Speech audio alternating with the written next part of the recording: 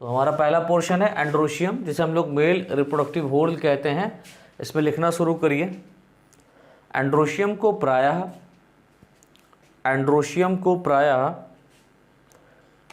Microsporophyll, याद रखना, androecium को प्रायः micro sporophyll PHYLL microsporophyll. Phyll means यहाँ पर लिया गया लीफ से, तो माइक्रो का मीन्स क्या हो गया, सूक्ष्म, है ना। माइक्रो स्पोर्स, स्पोरो मतलब स्पोर से आ गया है, और फिल मतलब यहाँ पर लिया गया लीफ से। तो हम ये कह सकते हैं कि ऐसी लीफ जो किसका फॉर्मेशन कराती हो, स्पोर्स का, माइक्रोस्पोर्स का फॉर्मेशन कराती हो, उसको हम लोग बोलते हैं माइक्रोस्पोरोफिल। तो क्या लिखा, माइक्रोस्पोरोफिल भी कहते हैं, जो कि यह एक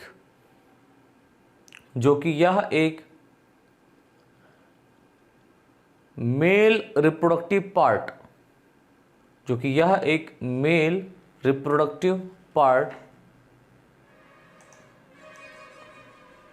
जो कि यह एक मेल रिप्रोडक्टिव पार्ट होता है, जिसकी यूनिट, अगर हम लोग इसके इकाई की बात करें, जिसकी यूनिट स्टेमन होती है, STAMEN, स्टेमन, जिसकी यूनिट स्टेमन होती है, जिसकी यूनिट स्टेमन होती है। ध्यान से लिखें, स्टेमन में, STAMEN, स्टेमन में, stamen are the unit of male reproductive whorl और कॉल्ड एंड्रोशियम। एंड्रोशियम का, हाँ कोई दिक्कत नहीं, स्टेमन होती है, और ये इसका जो है ना एंड्रोशियम का क्या है, यूनिट है, ठीक है। तो लिखें इसमें, स्टेमन में, नई लाइन से, स्टेमन में 3 भाग पाए जाते हैं, 3 पार्ट पाए जाते हैं, जिन्हें क्रमशः एंथर ANTHER, जिन्हें क्रमशः एंथर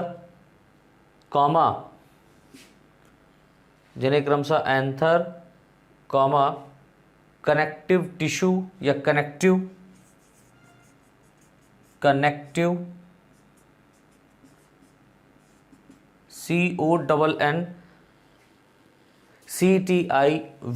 कनेक्टिव तथा फिलामेंट कहते हैं, फिलामेंट FILAMENT, फिलामेंट कहते हैं। तो मैंने बताया कि जो स्टेमन होता है, इसमें 3 पार्ट होता है, एंथर, कनेक्टिव एंड फिलामेंट। मैं एक रफ डायग्राम बना रहा हूँ आपको समझाने के लिए। यहाँ पर जो सबसे ऊपरी वाला भाग है, ये कहलाता है एंथर, और यहाँ से एक धागे नुमा संरचना निकलती है, कहलाता है filament. That is called filament, and इसे क्या बोलेंगे, एंथर। ये एंथर है।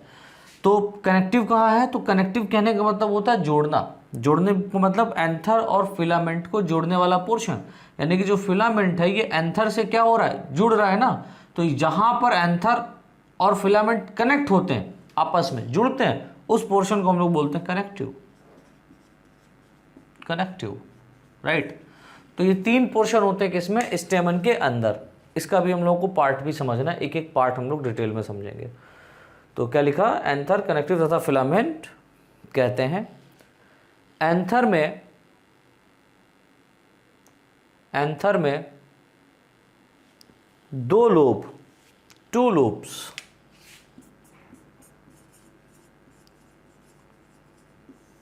एंथर में 2 लूप्स पाए जाते हैं। एंथर में 2 लूप्स पाए जाते हैं, जिसके कारण इसे बाइथीकस, बाई मतलब होता है 2, जिसके कारण इसे बाइथीकस,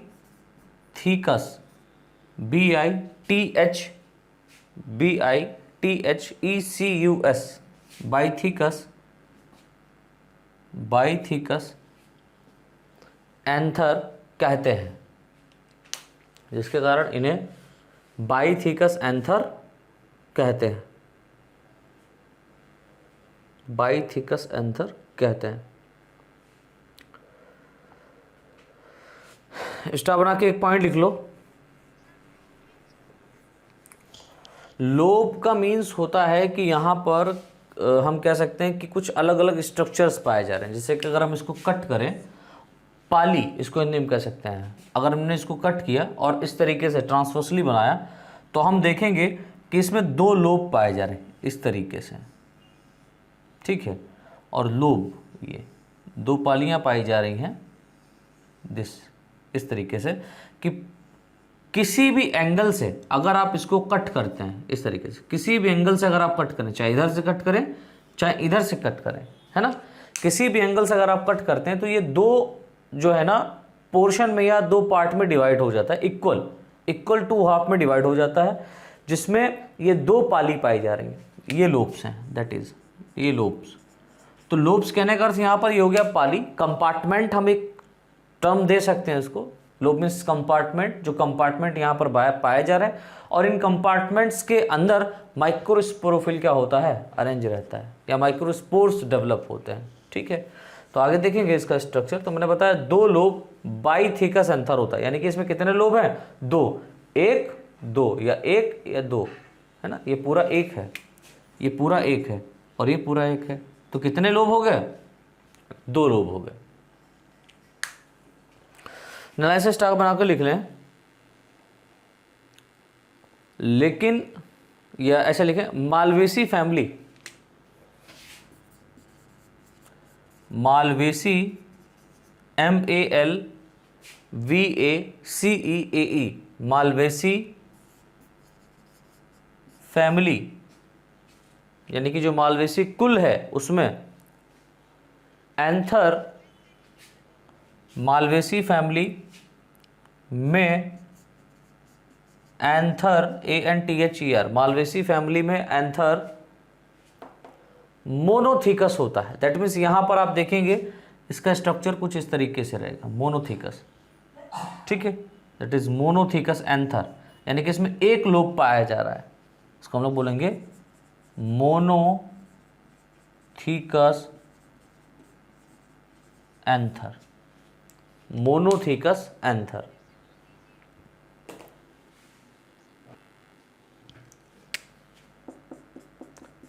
पार्ट ऑफ स्टेम। अब जो स्टेमन है इसमें कितने पार्ट हैं, कितने भाग पाए जा रहे हैं, उसको थोड़ा सा डिटेल में समझ लेते हैं। तो लिखें, इसमें स्टेमन में मुख्य रूप से, स्टेमन में मुख्य रूप से तीन भाग पाए जाते हैं। स्टेमन में मुख्य रूप से तीन भाग पाए जाते हैं, जिन्हें क्रमशः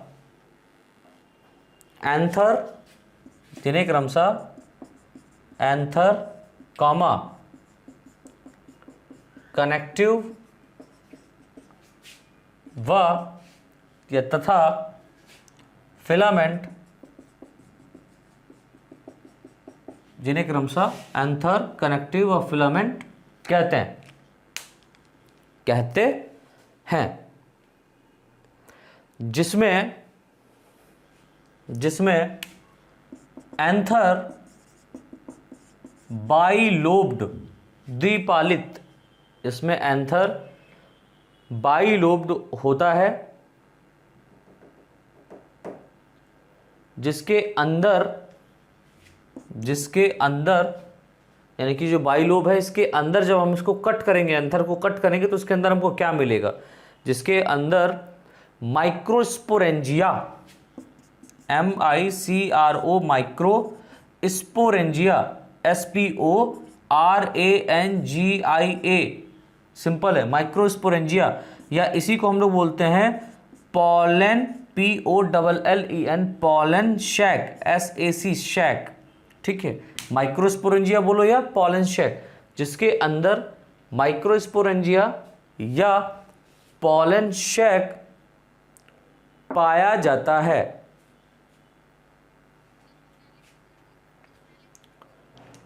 पाया जाता है, जिनकी संख्या, अगर हम इनके नंबर की बात करें, जिनकी संख्या 4 होती है, ये 4 इन नंबर होते हैं, जिनकी संख्या 4 होती है, 4 नंबर होते हैं, जिनकी संख्या 4 होती है। इसीलिए इसे किसे, एंथर को, इसीलिए इसे बाइथिकस, ये टर्म बहुत इंपॉर्टेंट है, याद रखना, इसीलिए इसे बाइथिकस, दैट मीन्स इसमें 2 लोब पाए जा रहे हैं, बाइलोब्ड कहने का मतलब बाइथिकस है ना, बाइथिकस टेट्रास्पोरेंजिएट, टेट्रा माने होता है 4, TETRA, टेट्रास्पोरेंजिएट, SPORANGIATE, टेट्रास्पोरेंजिएट, इसीलिए इसे बाइथिकस टेट्रास्पोरेंजिएट कहते हैं, इसीलिए इसे टेट्रास्पोरेंजिएट या बाइथिकस टेट्रास्पोरेंजिएट कहते हैं। इसके अंदर, यानी कि ये जो माइक्रोस्पोरेंजिया है ना, इस माइक्रोस्पोरेंजिया के अंदर बात की जा रही, तो माइक्रोस्पोरेंजिया के अंदर या इसके अंदर माइक्रोस्पोर मदर सेल, इसके अंदर microspore, MICRO, microspore, SPORE, microspore mother cell, इसके अंदर माइक्रोस्पोर मदर सेल पाई जाती हैं, इसके अंदर माइक्रोस्पोर मदर सेल पाई जाती हैं, जिसमें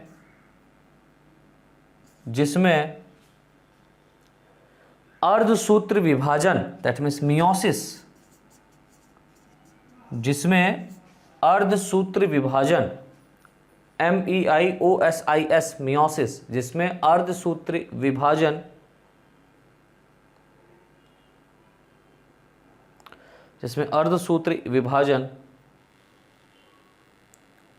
के दौरान, यानी कि जब इसमें मियोसिस डिवीजन होता है तब, जिसमें अर्धसूत्र विभाजन के दौरान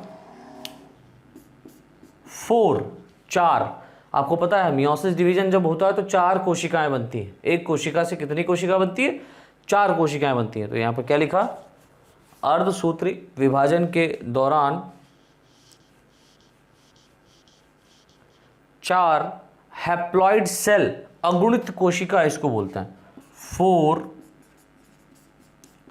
हैप्लॉइड सेल। आप लोग सीधे ही लिखिएगा, मेरे पास जगह कम है इसलिए मैंने यहाँ से गाड़ी को मोड़ दिया है, ठीक है। अगर आप ग्राफ बनाएं तो पूरा इस तरीके से ग्राफ बनाएं नीचे की तरफ पूरे पेज में। तो क्या लिखा, 4 हैप्लॉइड सेल का निर्माण हो जाता है, फॉर्मेशन हो जाता है। 4 हैप्लॉइड सेल, दैट मीन्स 4 अगुणित कोशिका का निर्माण हो जाता है, जिन्हें माइक्रोस्पोर, अभी जो 4 अगुणित कोशिकाएं बनी इसका नाम क्या है, जिन्हें माइक्रोस्पोर, MICROSPORE, जिन्हें माइक्रोस्पोर, या इनका एक और नाम है माइक्रोस्पोर या pollen grain, POLLEN, pollen grain, GRAIN, microspore या पॉलन ग्रेन कहते हैं।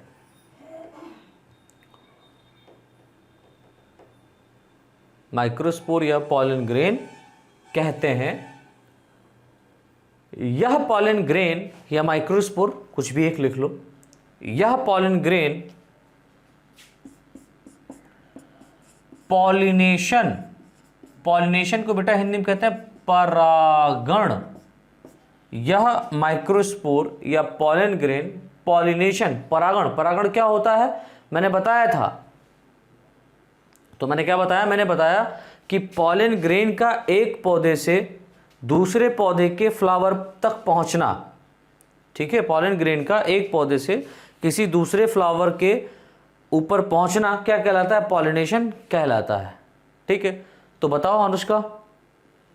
हाँ सही कहा, यह पॉलन ग्रेन पॉलिनेशन के बाद निषेचन, निषेचन that means fertilisation, fertilisation, fertilisation that means निषेचन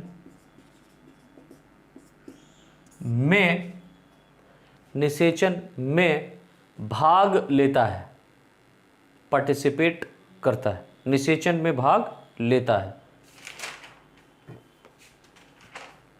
इसीलिए,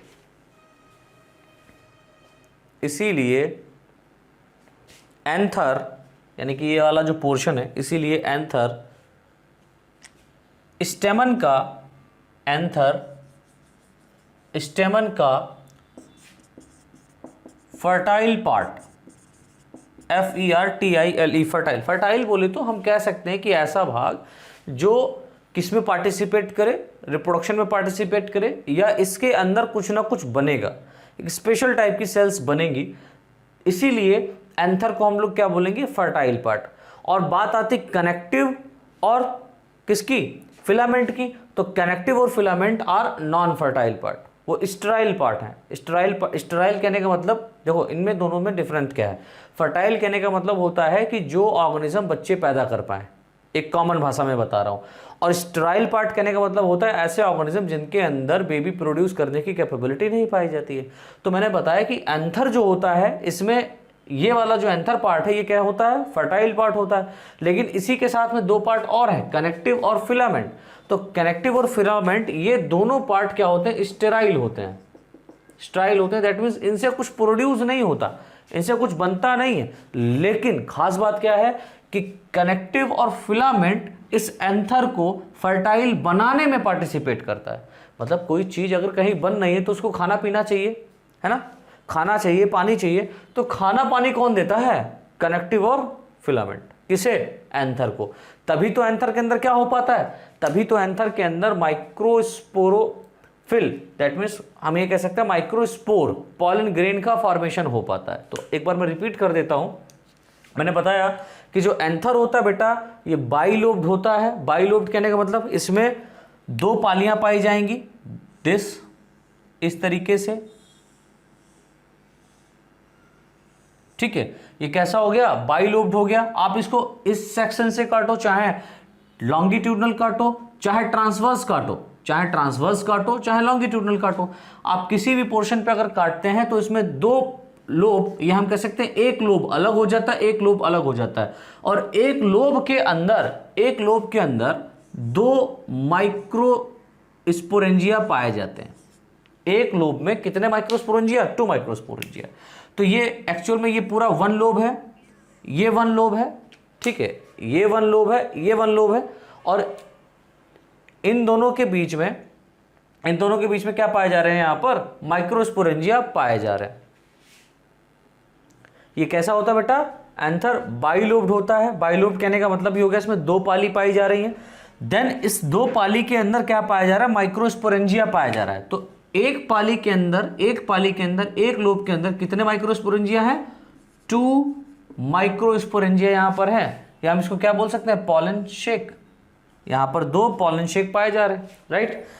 अब ये जो पॉलन शेक है इनका नंबर कितना होता है? तो 4 होता है। तो एक के अंदर 2, एक पाली के अंदर 1 लोब के अंदर कितने? 2 माइक्रोस्पोरेंजिया है। तो इसी तरीके से दूसरा वाला भी लोब है, इस दूसरे लोब में भी कितने होंगे? 2 होंगे। तो दोनों को मिलाकर के कितना हो गया? 4 हो गया ना इनका संख्या।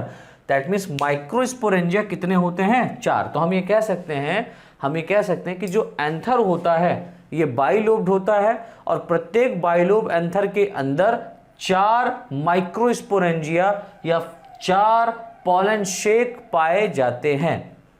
ठीक है, अब जो 4 पॉलन शेक है ना, इस 4 पॉलन शेक के कारण इस एंथर को, इस वाले एंथर को हम लोग क्या बोलते हैं? बाइथिकस टेट्रास्पोरेंजिएट। बाई मतलब हो गया 2, थीकस मतलब यहां पर लोब से लिया गया है, तो बाइथिकस टेट्रा माने होता है 4। टेट्रा मीन्स क्या होता है? 4। टेट्रास्पोरेंजिएट दैट मीन्स स्पोरेंजिया यहां पर पाया जाएगा। स्पोरेंजिएट, स्पोर्स को प्रोड्यूस करने वाली यहाँ पर लीव्स पाई जाएंगी, इसीलिए इसको हम लोग बोलते हैं क्या, स्पोरेंजिया। तो यहाँ पर बाइथिकस टेट्रास्पोरेंजिएट क्या होता है, एंथर पाया जाता है। लेकिन वही मैंने अभी आप लोगों को पीछे बताया कि एक फैमिली पाई जाती है जिसको हम लोग क्या बोलते हैं, कौन सी फैमिली थी, मालवेसी फैमिली। तो इस मालवेसी फैमिली के अंदर, इस मालवेसी फैमिली के अंदर जो एंथर होता है वो कैसा होता है, बाइलोब्ड नहीं होता है बल्कि मोनोलोब्ड होता है। दैट मीन्स ये मोनोथीकस होता है। जब मोनोथीकस होगा, मोनोथीकस कहने का मतलब क्या हुआ कि इसके अंदर एक पाली पाई जाएगी। तो इसके अंदर जब मोनोथीकस होगा तो टेट्रास्पोरेंजिएट होगा कि नहीं होगा, नहीं होगा। क्यों, क्योंकि भैया यहाँ पर मोनोथीकस क्या है, लोब है, एक ही लोब पाया जा रहा है। तो एक लोब के अंदर 2 माइक्रोस्पोरेंजिया है ना। जब 2 माइक्रोस्पोरेंजिया है तो 2 को हम लोग केमिकल भाषा में या बायोलॉजिकल भाषा में क्या बोलते हैं, 4 को टेट्रा बोलते हैं, 2 को डाई बोलते हैं। तो मोनोथीकस डाइस्पोरेंजिएट क्या होता है, मालवेसी फैमिली में पाए जाने वाले प्लांट्स के अंदर जो एंथर होता है वो होता है। ठीक है, तो मालवेसी फैमिली में जो एंथर पाया जाता है वो कैसा होता है, मोनोथीकस बाई या die sporangiate, monothecous by sporangiate. और अगर हम लोग अदर फैमिलीज की बात करें लाइक एंजियोस्पर्म्स की हम लोग बात करें तो एंजियो आवृतबीजी पौधों में जो एंथर पाया जाता है वो कैसा होता है, बाइलोब, दैट मीन्स बाइथिकस। और इसमें 4 क्या पाए जाएंगे, माइक्रोस्पोरेंजिया पाए जाएंगे, दैट मीन्स टेट्रास्पोरेंजिएट। राइट, तो ये बिल्कुल भूलना नहीं बेटा। अब देखो ये जो बाइथिकस टेट्रास्पोरेंजिएट यानी कि यहाँ पर जो माइक्रोस्पोरेंजिया है, हम ये कह सकते हैं जो माइक्रोस्पोरेंजिया है इसके अंदर पाया जाता है माइक्रोस्पोर मदर सेल। इसका मीनिंग समझो, माइक्रो मतलब होता है सूक्ष्म, स्पोर मतलब स्पोर्स, बीजाणु, दैट मीन्स सूक्ष्म प्रकार के बीजाणु को। मदर सेल, मदर कहने का मतलब होता है मात्र, सेल कहने का मतलब होता है कोशिका, दैट मीन्स सूक्ष्म बीजाणु को निर्मित करने वाली मात्र कोशिकाएं कहाँ पाई जाती हैं, इन शैक के अंदर पाई जाती है, इन पॉलन शेक या माइक्रोस्पोरेंजिया में पाई जाती है। तो हम ये कह सकते हैं प्रत्येक माइक्रोस्पोरेंजिया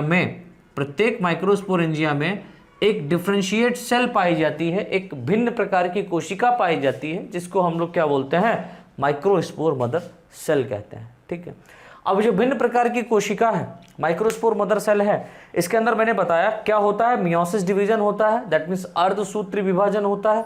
अर्धसूत्री विभाजन होने के दौरान क्या होता है, पश्चात क्या होता है, इसमें 4 हैप्लॉइड सेल्स, 4 अगुणित कोशिकाओं का क्या होता है बेटा, निर्माण हो जाता है। ठीक है, और जो 4 हैप्लॉइड सेल्स हैं, 4 हैप्लॉइड सेल्स हैं, इनको कहा क्या गया है, इनको कहा गया माइक्रोस्पोर। क्या नाम दिया गया, माइक्रोस्पोर, दैट मीन्स सूक्ष्म बीजाणु हम नाम दे सकते हैं माइक्रोस्पोर, या इसको हम लोग बोलेंगे पॉलन ग्रेन। क्या बोलेंगे, पॉलन ग्रेन। अभी जो पॉलन ग्रेन या माइक्रोस्पोर है इसका क्या होगा, इसका होगा पॉलिनेशन, परागण होगा। परागण की प्रक्रिया क्या होती है, परागण प्रक्रिया ऐसी होती है कि जिसमें एक फ्लावर का या एक प्लांट के फ्लावर का माइक्रोस्पोर किसी दूसरे प्लांट के फ्लावर के ऊपर पहुंचता है। हम सिंपली भाषा में कह सकते हैं किसी दूसरे फ्लावर के ऊपर पहुंचता है, उस प्रक्रिया को पॉलिनेशन कहते हैं। और एक्चुअल अगर हम लोग कहें तो हम ये कह सकते हैं एक प्लांट के फ्लावर के एंथर से, एक प्लांट के फ्लावर के एंथर से माइक्रोस्पोर किसी दूसरे प्लांट के फ्लावर के स्टिग्मा पर जब पहुंचता है तो दैट इज कॉल्ड पॉलिनेशन। और ये जो पॉलिनेशन हुआ किसी दूसरे के प्लांट, तो उसको हम लोग बोलते हैं क्रॉस पॉलिनेशन। तो डेफिनेशन में थोड़ा सा फर्क रहता है, लेकिन हम सिंपली भाषा में कह सकते हैं एक पौधे के फ्लावर से जो पॉलन ग्रेन है वो किसी दूसरे पौधे के फ्लावर पर जाएं, उसको हम लोग पॉलिनेशन कहते हैं। बात खत्म। अब जैसे पॉलिनेशन होगा तो इसमें क्या होगा, फर्टिलाइजेशन होगा। इसमें क्या होगा, निषेचन होगा, फर्टिलाइजेशन होता है। ठीक है, और जो फर्टिलाइजेशन होता है भाई, इसके कारण क्या हो रहा है, फर्टिलाइजेशन होता है तो ये पता चलता है कि जो एंथर होता है वो कैसा होता है, फर्टाइल होता है। जो एंथर होता है बेटा कैसा होता है, फर्टाइल होता है। तो नई लाइन से लिख लीजिए, एंथर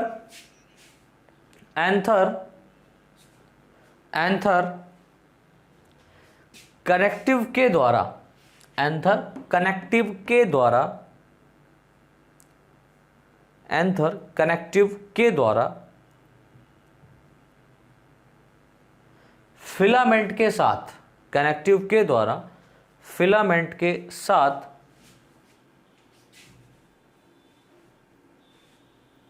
ब्रैकेट में लिख देना स्टेराइल पार्ट। कनेक्टिव भी स्टेराइल है और फिलामेंट भी स्टेराइल है, तो ब्रैकेट पे क्या कर देना स्टेराइल। एंथर कनेक्टिव के द्वारा फिलामेंट के साथ जुड़ा होता है,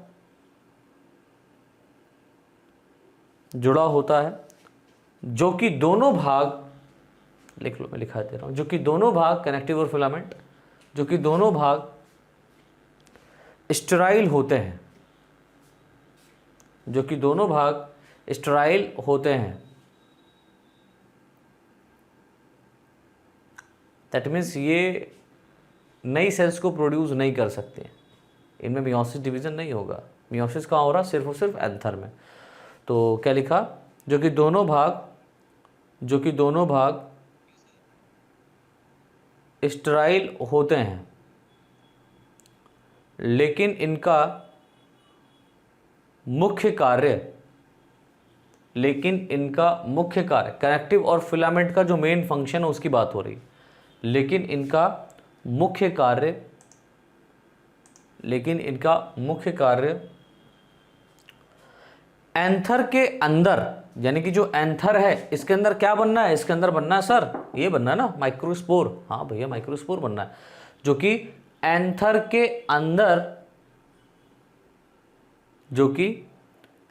के अंदर बनने वाले पॉलन ग्रेन या माइक्रोस्पोर, एंथर के अंदर बनने वाले पॉलन ग्रेन या माइक्रोस्पोर को फूड एंड वाटर प्रोवाइड करता है। तो जो यहां पर हम लोगों ने पार्ट ऑफ स्टेमन देखा, उस पार्ट ऑफ स्टेमन को हम लोग थोड़ा सा डायग्राम में देख लेते हैं। तो हमने देखा कि जो एंथर होता है ये बाइलोब्ड होता है, दैट मीन्स इसमें दो पालियां पाई जाती हैं इस तरीके से, ठीक है। और यहां पर एक कनेक्टिव वाला रीजन होता है इसके सेंट्रल पार्ट में, ये इस तरीके से क्या पाया जा रहा है, कनेक्टिव वाला पार्ट पाया जा रहा है। और इस कनेक्टिव वाले पार्ट से ये निकलता है स्टेमन, ठीक है। तो ये वाला पोर्शन क्या है, सॉरी ये वाला पोर्शन है, इसको हम लोग बोलते हैं फिलामेंट। ये वाला पोर्शन है फिलामेंट, ये जो पोर्शन है दोनों तरफ इसको हम लोग बोलते हैं एंथर, राइट। और जिसको सेंट्रल पार्ट में एंथर और फिलामेंट को अटैच करता है ना, इसी को हम लोग बोलते हैं कनेक्टिव। तो मैंने बताया कनेक्टिव और फिलामेंट की अगर हम लोग बात करें तो कनेक्टिव फिलामेंट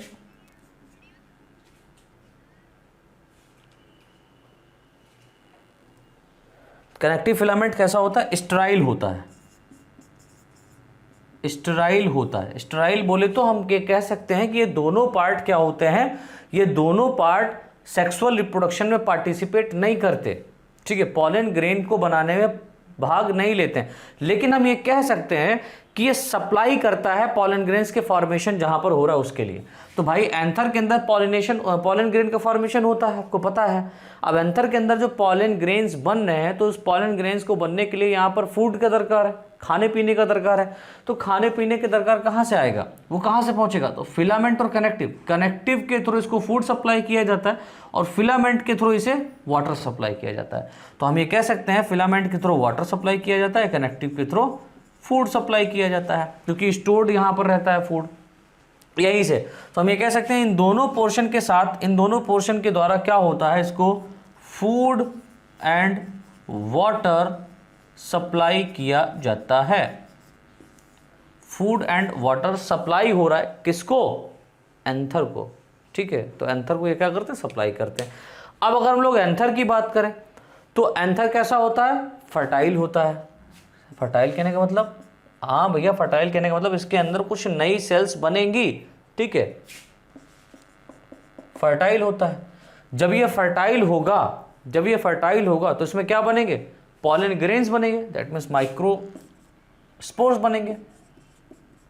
पॉलन ग्रेन या माइक्रोस्पोर्स का फॉर्मेशन होता है। और हमने बताया कि जो एंथर होता है जो एंथर होता है ये कैसा होता है, ये बाइलोब्ड होता है, बाइलोब्ड होता है and tetrasporangiate, bilobed and tetrasporangiate प्रकार का होता है। अब अगर हम लोग थोड़ा सा यहीं पर एक और डिटेल देखें, जब हम इसको कट करेंगे, कट सेक्शन ऑफ एंथर अभी आगे देखेंगे, लेकिन मैं यहां पर आपको बता दे रहा हूं कि हमने इस एंथर को, मान लो इस पोर्शन को हमने क्या किया, इस तरीके से ट्रांसवर्सली, ये वाला जो कट होता है इसको ट्रांसवर्स सेक्शन बोलते हैं। जब हमने इसको ट्रांसवर्सली कट किया, ट्रांसवर्सली कट करने के बाद में हमने इसको इस तरीके से बनाया, ठीक है, इस पोर्शन को ऐसे कट किया और कट करने के बाद में हमने क्या किया, इसको इस तरीके से बनाया, ठीक है, या इस तरीके से बनाया। जब हम इसको सामने की तरफ बनाएंगे तो इसका स्ट्रक्चर कुछ इस तरीके से हमको दिखाई देता है, जिस कारण हम कह सकते हैं कि एंथर कितने लोब हो गया, 2 लोब हो गए, 2 लोब हो गए, मतलब एक लोब ये हो गया और एक लोब ये हो गया, ठीक है। इन 2 लोब्स के अंदर क्या पाया जा रहा है, माइक्रोस्पोरेंजियम पाया जा रहा है ना, या पॉलन शेक पाया जा रहा है, दैट इज माइक्रोस्पोरेंजियम, या हम कह सकते हैं पॉलन शेक। और आपको पता है इस पॉलन शेक के अंदर ही क्या पाया जाता है, एक डिफरेंशिएट सेल पाई जाती है कहीं पर, एक डिफरेंट प्रकार की कोशिका जो आसपास की कोशिकाओं से अलग आपको दिखाई देगी, ठीक है, जो आसपास की कोशिकाओं से, मतलब ये डेफिनेटली आपको पता है सारा का सारा सेल है ना, यहाँ पर एक ऐसी सेल पाई जाएगी जो आसपास की कोशिकाएं हैं बिल्कुल उनसे अलग होगी, सेपरेट होगी एकदम, आप उसको अलग से पहचान सकते हो, ठीक है। और वो सेल जो होती है उसको हम लोग बोलते हैं माइक्रोस्पोर मदर सेल। क्या बोलते हैं, माइक्रोस्पोर मदर सेल बोलते हैं, एमएमसी, है ना, माइक्रोस्पोर मदर सेल। इस माइक्रोस्पोर मदर सेल में क्या होता है, मियोसिस डिवीजन होता है और पॉलन ग्रेन्स का फॉर्मेशन हो जाता है। क्या होता है, मियोसिस डिवीजन होता है और पॉलन ग्रेन का क्या होता है बेटा, फॉर्मेशन होता है। तो इस तरीके से ये हमारा कंप्लीट होता है एंथर का या एंड्रोशियम रीजन। अब यहाँ पर एक आपका इंटरनल स्ट्रक्चर पूछा जाता है एंथर का, या कट सेक्शन पूछा जाता है एंथर का, जो आपके एग्जाम में आता है, तो हेडिंग डाल दीजिए इंटरनल स्ट्रक्चर या transverse section of anther, internal structure of anther या ट्रांसवर्स सेक्शन ऑफ एंथर। एक एक चीज में डिटेल में आपको समझाने का प्रयास कर रहा हूं कि जिससे आपको कोई तकलीफ ना हो और आप एग्जाम टाइम में एक अच्छी और बेहतर प्रिपरेशन कर पाएं। और सारी वीडियोस रिकॉर्डेड हैं तो आप यूट्यूब पे भी जाकर के इनको देख पाओगे, ठीक है। हेडिंग डाल दो structure of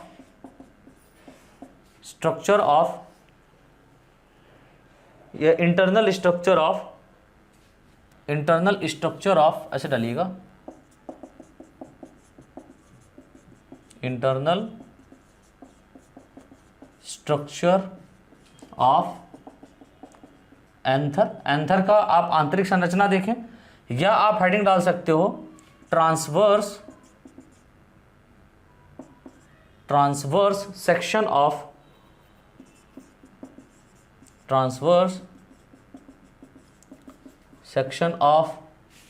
anther, transverse section of anther. तो ट्रांसवर्स सेक्शन कहने का मतलब हो गया कि हम इसको अनप्रस्थ तरीके से कट करेंगे। मान लो ये जो एंथर है, ठीक है, इस एंथर को हमने इस तरीके से कट किया, इस प्लेन में, है ना, हॉरिजॉन्टल प्लेन में हमने क्या किया, ट्रांसवर्सली हमने क्या किया, इसको कट किया। कट करने के बाद में हमने इसको उठाया, उठा करके सामने ड्रॉ कर दिया, और जो हमको सामने स्ट्रक्चर दिखाई देगा वो कुछ इस तरीके से इसका दिखाई देगा, लाइक, ठीक है। तो इसमें लिखे हैं ट्रांसवर्स सेक्शन ऑफ एंथर में, लिखे इसमें एंथर के अनुप्रस्थ काट के दौरान, ट्रांसवर्स सेक्शन को हिंदी में कहते हैं अनुप्रस्थ काट, अनुप्रस्थ काट, ट्रांसवर्स सेक्शन के दौरान, अनुप्रस्थ काट के दौरान निम्नलिखित भाग दिखाई देते हैं। अब एंथर को जब हम यहां पर कट किए, हम क्या साइंटिस्ट लोग कट किए, आप भी कट कर सकते हो, तब कट करने के बाद में हमको यहां पर और भी स्ट्रक्चर्स दिखाई दिए। अब वो स्ट्रक्चर्स क्या हैं उनको हमको समझना है। तो क्या लिखा, अनुप्रस्थ काट निम्नलिखित भाग दिखाई देते हैं जिन्हें प्रायः दो भागों में विभाजित किया जा सकता है या बांटा जा सकता है, जिन्हें प्रायः दो भागों में डिवाइड या विभाजित या बांटा जा सकता है। Number 1 anther wall. Number 1 anther wall. Wall कहने का मतलब यहां पर भित्ति से है बेटा, यानी कि जो एंथर है, इस एंथर में जो वॉल पाई जा रही, भित्तियां पाई जा रही, उनके बारे में हम लोग डिस्कस करेंगे। ऐसा ही नहीं है, मामूली बात है, ये कोई मजाक नहीं है यहाँ पर कि जो एंथर बन गया बस बन गया।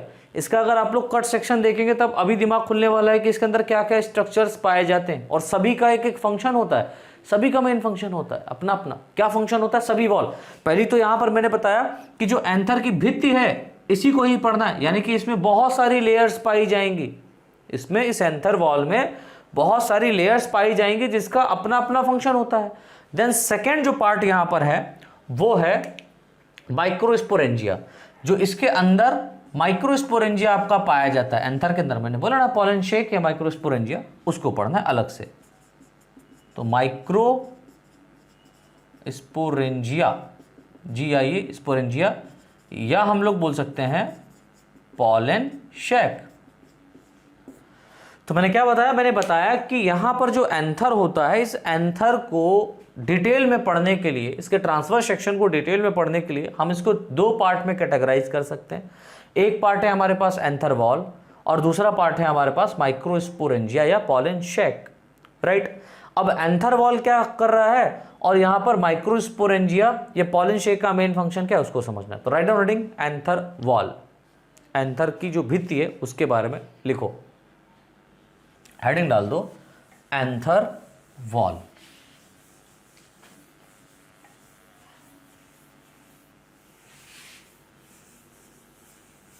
एंथर वॉल, और लिखें इसमें एंथर में निम्नलिखित चार भित्तियां या 4 वॉल्स, एंथर में फॉलोइंग्स 4 वॉल्स, निम्नलिखित 4 भित्तियां फॉलोइंग 4 वॉल्स पाई जाती हैं, 4 भित्तियां पाई जाती हैं, जिन्हें क्रमशः एपिडर्मिस, EPIDERMIS,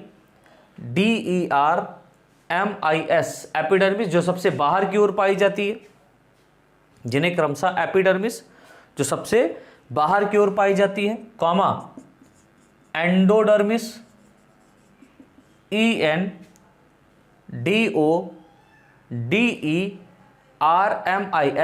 एंडोडर्मिस जो एपिडर्मिस के ठीक नीचे पाई जाती है, comma middle layer MIDDLE, middle layer LAYER, middle layer जो एंडोडर्मिस के ठीक नीचे पाई जाती है।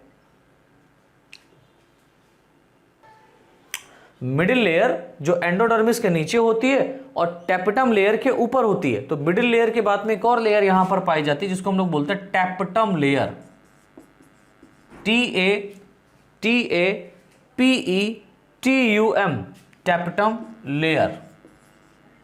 तो 4 टाइप की हो गई। पहला कौन सा है? एपिडर्मिस, दूसरा एंडोडर्मिस, तीसरा मिडिल लेयर, चौथी टैपेटम लेयर। इन चारों लेयर्स का अपना अपना एक स्पेसिफिक फंक्शन होता है, एक विशेष प्रकार का कार्य होता है, उसके बारे में हम लोग यहां पर डिस्कस करेंगे हर एक लेयर को। तो पहली जो हेडिंग मैंने यहां पर आपको बताई है वो कौन सी है? एपिडर्मिस। तो write down heading epidermis, first करके डालिएगा एपिडर्मिस।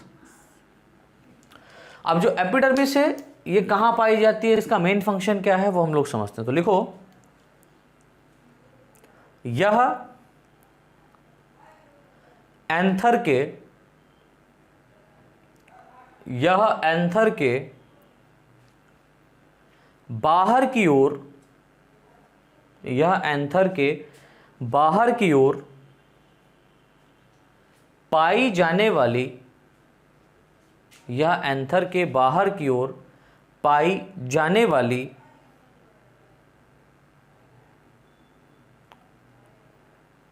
वॉल होती है या भित्ति होती है। यानी कि एंथर जो है सबसे बाहर की ओर जो लेयर पाई जा रही है वो कौन सी है, एपिडर्मिस है। सबसे बाहर की ओर पाई जाने वाली भित्ति होती है जो कि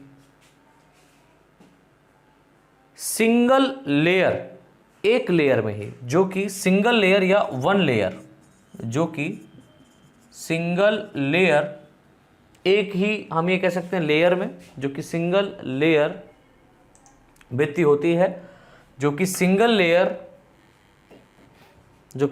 लेयर होती है। यह भित्ति यानी कि जो वॉल है, यह भित्ति parenchymatous, PARENCHY, parenchymatous, MATUS, parenchymatous single layered होती है। यह भित्ति पैरेनकाइमेटस टिश्यू ऊतक, पैरेनकाइमेटस ऊतक tissue, a group of cell. Tissue क्या होता है, कोशिकाओं का समूह क्या कहलाता है, टिश्यू कहलाता है। तो यहां पर पैरेनकाइमेटस टिश्यू, दैट मीन्स बहुत सारी ग्रुप्स के सेल का लेयर यहां पर पाया जा रहा है, ठीक है, जिसके कारण ये बनी होती है। तो क्या लिखा, या सेल या भित्ति पैरेनकाइमेटस टिश्यू की बनी होती है, मेडअप ऑफ पैरेनकाइमेटस टिश्यू, बनी होती है, जिनका मुख्य कार्य नेचुरली बोले तो प्राकृतिक रूप से, जिनका मुख्य कार्य प्राकृतिक रूप से नेचुरली प्रोटेक्शन, जिनका मुख्य कार्य प्राकृतिक रूप से सुरक्षा, दैट मीन्स प्रोटेक्शन, सुरक्षा प्रदान करना होता है।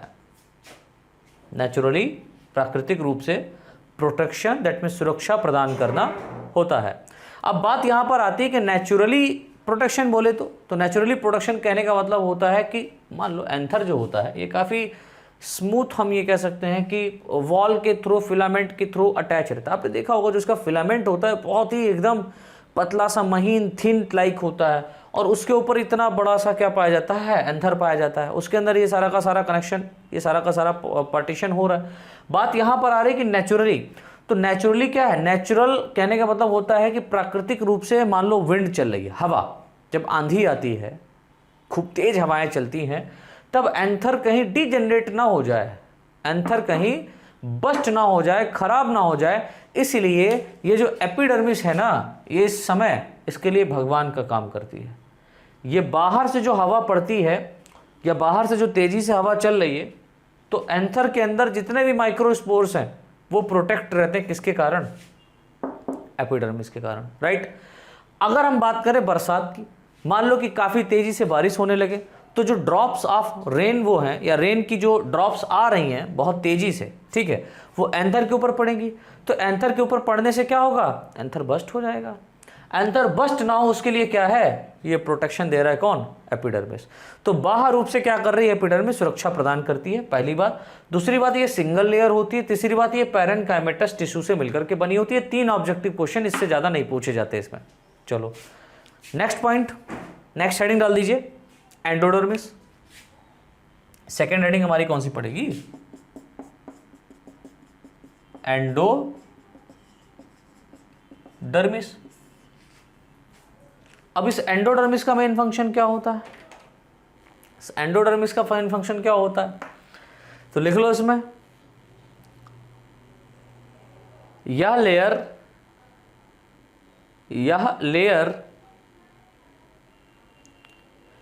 ठीक एपिडर्मिस के नीचे पाई जाती है, या लेयर ठीक एपिडर्मिस के नीचे पाई जाती है, बिलो द एपिडर्मिस, ठीक एपिडर्मिस के नीचे पाई जाती है, बिलो द एपिडर्मिस, एपिडर्मिस के ठीक नीचे क्या होती है बेटा, पाई जाती है, जो कि पैरेन्काइमेटस, जो कि पैरेन्काइमेटस सेल्स या टिश्यू, जो कि पैरेन्काइमेटस सेल्स या टिश्यू से मिलकर बनी होती है, पैरेन्काइमेटस सेल या टिश्यू से मिलकर बनी होती है।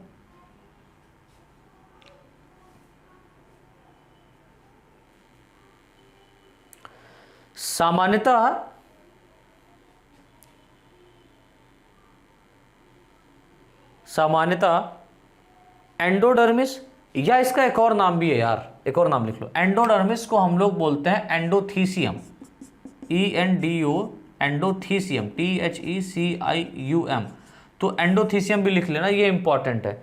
तो एंडोडर्मिस, एपिडर्मिस के ठीक नीचे एंडोडर्मिस होती है, लेकिन एंडोडर्मिस को हम लोग क्या बोले, एंडोथीसियम बोले तो ज़्यादा बेहतर रहेगा। तो एंडोडर्मिस या हम एंडोथीसियम की बात करेंगे, एंडोथीसियम, तो हेडिंग डालिएगा एंडोडर्मिस या एंडोथीसियम। तो जो एंडोथीसियम है ये कहाँ पाई जाती है, बिलो द एपिडर्मिस, एपिडर्मिस के ठीक नीचे पाई जाती है, जो कि पैरेन्काइमेटस सेल्स या टिश्यू से मिलकर के बनी होती है। आगे लिख लो, सामान्यतः एंडोथीसियम लेयर, सामान्यतः that means normally endothecium layer single, एक एंडोथीसियम लेयर सिंगल लेयर की होती है, एंडोथीसियम सिंगल लेयर की होती है,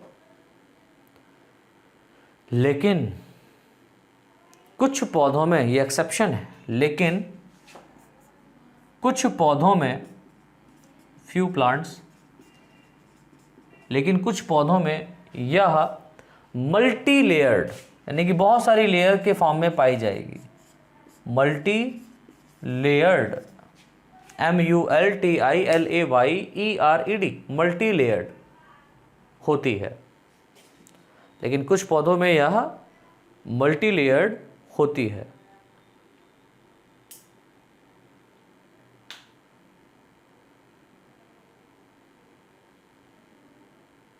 नई लाइन से लिख लो, ये पॉइंट काफी इंपॉर्टेंट है। एंडोथीसियम को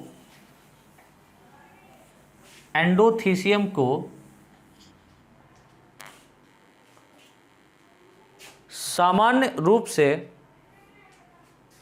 एंडोथीसियम को सामान्य रूप से फाइब्रस, FIBROUS, सामान्य रूप से फाइब्रस लेयर भी कहते हैं, फाइब्रस लेयर भी कहते हैं, सामान्य रूप से फाइब्रस लेयर भी कहते हैं, क्योंकि ये बहुत इंपॉर्टेंट, इस पॉइंट को अंडरलाइन कर लेना, क्योंकि फाइब्रस लेयर क्यों कहते हैं, क्योंकि इस लेयर के अंदर अल्फा सेलुलोज, इस लेयर के अंदर अल्फा सेलुलोज, क्योंकि इस लेयर के अंदर अल्फा सेलुलोज फाइबर पाए जाते हैं, अल्फा सेलुलोज फाइबर्स पाए जाते हैं, प्रेजेंट होते हैं, अल्फा सेलुलोज फाइबर्स पाए जाते हैं, जो कि हाइग्रोस्कोपिक नेचर, HYGROSCOPIC,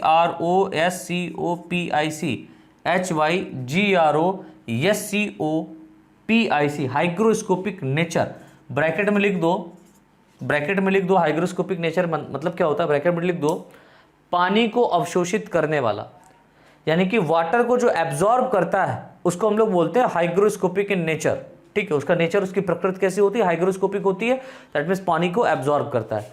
तो पानी को एब्जॉर्ब करने वाला क्या कहलाता है? हाइग्रोस्कोपिक इन नेचर होता है। पानी को एब्जॉर्ब करने वाला होती है, हाइग्रोस्कोपिक नेचर की होती है, हाइग्रोस्कोपिक नेचर की होती है। नए लाइन से लिखें, यह अल्फा सेलुलोज फाइबर, यह अल्फा सेलुलोज फाइबर एंडोथीसियम की स्टोमियम रीजन, एंडोथीसियम की stomium region, STOMIUM, stomium region. ये कौन सा रीजन है? तो मैंने देखो यहां पर डायग्राम बनाया था दिस, तो फिर से देख लीजिए ये वाला। तो यहां पर स्टोमियम रीजन कौन सा है? तो स्टोमियम रीजन वो होता है जहां पर ये बस्ट होता है, ठीक है।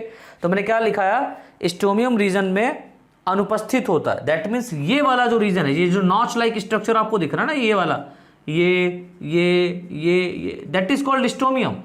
इसी को हम लोग क्या बोलते हैं? स्टोमियम। और इस स्टोमियम रीजन में ये जो अल्फा सेलुलोज फाइबर है, ये क्या होता है? नहीं पाया जाता है। क्यों नहीं पाया जाता है भाई? जब इसके अंदर माइक्रोस्पोर्स बन जाएंगे, समझो जैसे ही इसके अंदर जब माइक्रोस्पोर्स बन जाएंगे तो इन माइक्रोस्पोर्स को एंथर के बाहर निकलना है। एंथर के बाहर निकलेंगे तभी तो पॉलिनेशन पॉसिबल होगा भाई। फ्लावर तो किसी दूसरे प्लांट पर पाया जा रहा है, फीमेल वाला, समझ रहे हो? तो यहां पर जो पॉलन ग्रेन्स है वो कैसे पहुंचेंगे? तो सबसे पहले तो इसको बस्ट होना पड़ेगा, स्फुटित होना पड़ेगा, एंथर की वॉल को फटना पड़ेगा, है ना। तो ये किस तरीके से फटेगा, कहां से फटेगा? तो हम ये कह सकते हैं ये स्फुटित होगा कहां से? स्टोमियम रीजन से। तो जो स्टोमियम रीजन होता है यहां पर अल्फा सेलुलोज फाइबर का कवरिंग नहीं पाया जाता। या अल्फा सेलुलोज का सेल यहां पर, या हम कह सकते हैं मॉडिफिकेशन नहीं होता है। वाई? क्योंकि इस रीजन से क्या होता है, जब एंथर, डेफिनेटली ये क्या होता है? Hygroscopic in nature, water absorb करेगा। जब ये लेयर पानी को अवशोषित करेगी तो ये क्या होगी? फूलेगी। भाई अगर तुम ज़्यादा पानी पियो तो तुम्हारा पेट क्या होगा? बढ़ेगा। और ज़्यादा पियो और बढ़ेगा, और ज़्यादा पियोगे तो फट जाएगा। यही तो हो सकता है। अब ज़्यादा तो काहे पियोगे? दर्द होने लगता है, ज़बरदस्ती कोई पिला रहा है तो फिर तो डेफिनेटली फट जाएगा। तो यहाँ पर क्या है? वही रीजन है। अब ये क्या कर रहा है? ये वाटर को अब्जॉर्ब कर रहा है, लगातार अब्जॉर्ब कर रहा है। क्यों? क्योंकि इसका नेचर ही ऐसा है, इसकी प्रकृति ऐसी वाटर लविंग है। अल्फा सेलुलोज का कवरिंग कैसा है? वाटर लविंग है। ये पानी को फटाफट एब्जॉर्ब करता रहता है। इसको ये ध्यान ही नहीं रहता कि हम मर जाएंगे। तो होता है क्या एक्चुअल में? जब लेयर के अंदर पानी भरता रहता तो ये क्या होगा? स्वेलिंग करेगा, फूलेगा। अब जहां जहां अल्फा सेलुलोज फाइबर पाया जाता है वो रीजन स्फुटित नहीं होता, वो रीजन बस्ट नहीं होता। लेकिन जहां नहीं पाया जाता है उसके तो हालात खराब होने वाले हैं ना। तो जो स्टोमियम रीजन होता है यहां पर अल्फा सेलुलोज का कवरिंग नहीं पाया जाता है। जब यहां पर कवरिंग नहीं पाया जाता है तो यही क्या वॉल होगी? बस्ट हो जाती है। समझ रहे हो? तो ये वॉल क्या हो जाती है बेटा? बस्ट हो जाती है। इसीलिए स्टोमियम रीजन में, और यही रीजन जो होता है ये स्टोमियम कहलाता है। इसलिए मैंने बताया स्टोमियम रीजन में अल्फा सेलुलोज फाइबर नहीं पाया जाता है, जिस कारण, लिखो, जिस कारण एंथर के डेहिसेंस, DEHISCENCE, डेहिसेंस मतलब स्फुटित या स्फुटन, ऐसे लिख लो। एंथर के स्फुटन,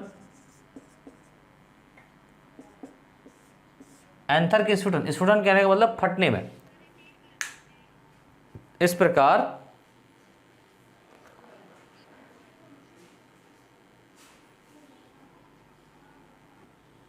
स्फुटन में सहायता होती है। यानी कि यहां पर अल्फा सेलुलोज स्टोमियम रीजन में नहीं पाया जा रहा है, जिस कारण क्या होगा? जब स्फुटित होगा एंथर, जब एंथर बस्ट होगा तो बस्ट कहां से होगा? इसी स्टोमियम रीजन से होगा। ठीक है, सहायता होती है।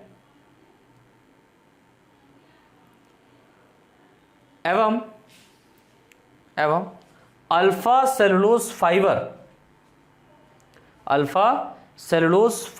के कारण,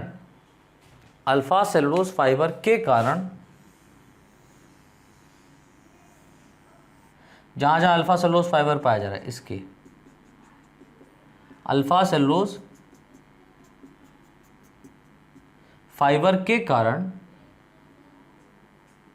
अल्फा सेलुलोज फाइबर के कारण क्या होता है, एंडोथीसियम की वॉल, जो एंडोथीसियम का वॉल है ना, ये अल्फा सेलुलोज फाइबर के कारण एंडोथीसियम की वॉल काफ़ी थिक होती है, मोटी होती है, कठोर होती है, हम ये कह सकते हैं काफ़ी थिक, दैट मीन्स कठोर होती है।